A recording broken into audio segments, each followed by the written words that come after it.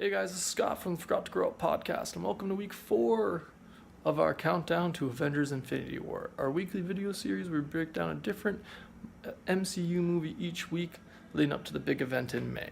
So this week we've got our 4th week of the countdown and our 4th installment in the MCU, 2011's Thor movie, the first solo Thor film of a now trilogy. Hopefully there'll be more eventually. But in 2011, we were introduced to Chris Hemsworth as Thor, the God of Thunder. We also brought along Tom Hiddleston to play his brother Loki, as well as Anthony Hopkins to play Odin, and you can't forget Jane Foster, the cliche love interest played by Natalie Portman. I'm sorry, I forgot. Did I say Natalie Portman? Natalie Portman playing Jane Foster. Anyways, back on track. Let's just get right into 2011's Thor. Alright, so at the beginning we see Thor. He's on the top of the world. That's right, that's one of my favorite expressions, people. I'm going to refer to that a lot. Anyways, he's on top of the world. He's about to be crowned king of Asgard. He's about to take over for the old man, Odin. But then some trouble happens. The Asgard is attacked by the ice giants, this evil race that are enemies of the Asgardians. Anyways, so they're attacked. Thor's dad, Odin, tells Thor not to go seek revenge, not to go start a war. But Thor, being Thor, decides to disobey that and goes to try and fight the ice giants. He almost starts a war until Odin intervenes, stopping it, preventing any war from happening again. And then he takes Thor back to Asgard before banishing him to Earth, stripping him of his Thor powers.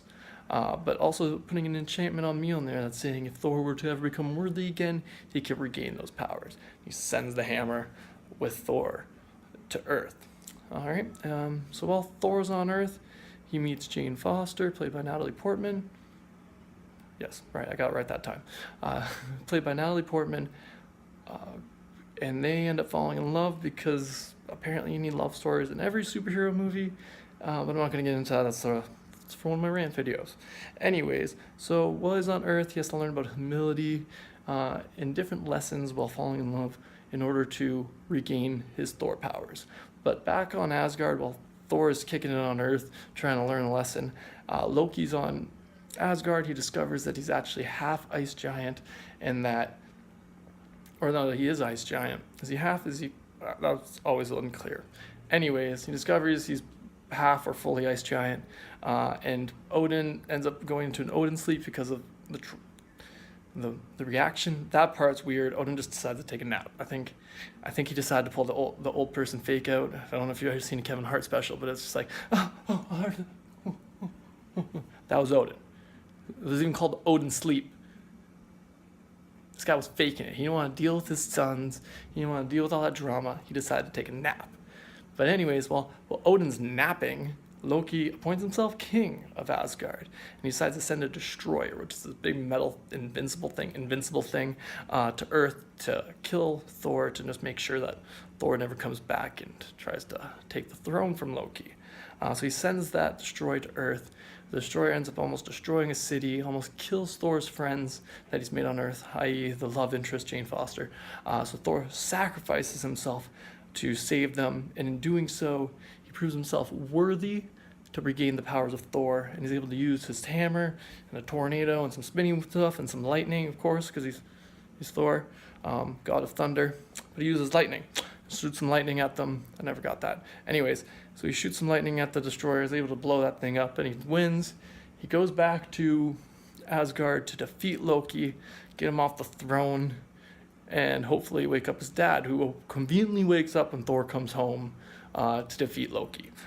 Loki is defeated, as I've said, like 4 times now, and he falls off of the Rainbow Bridge from Asgard and goes somewhere. It appears that it'd be Earth, but it's hard to say because he's also connected to Thanos at some point. But that's not made clear at this. All we see is him fall off.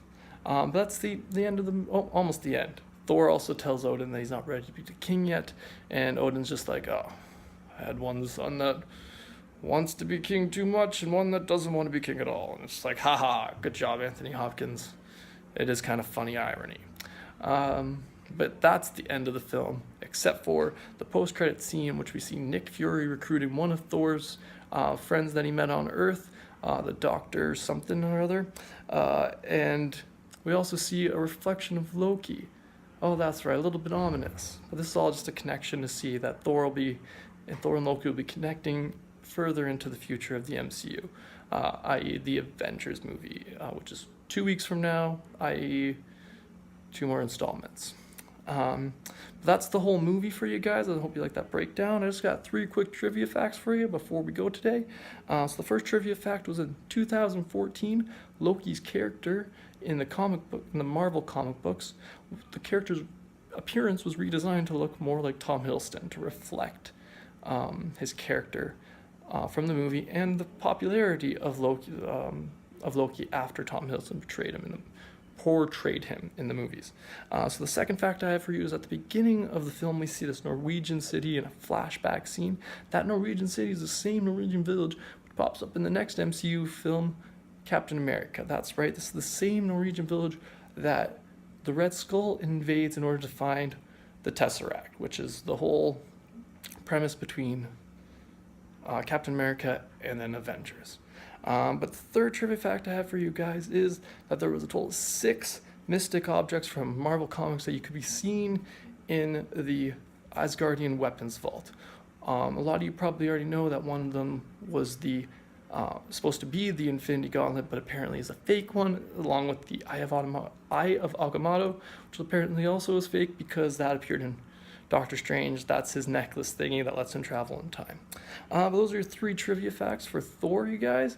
And the breakdown in fourth week of our countdown to Avengers Infinity War. Hope you guys enjoyed this week's video, and I hope you guys join me next week for week 5 and Captain America. All right, thanks for watching this week, guys. Have a good one.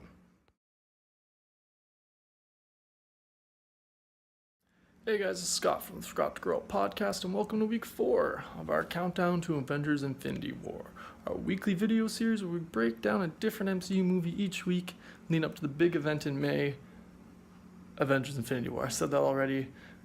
I haven't figured out a more smooth segue for that.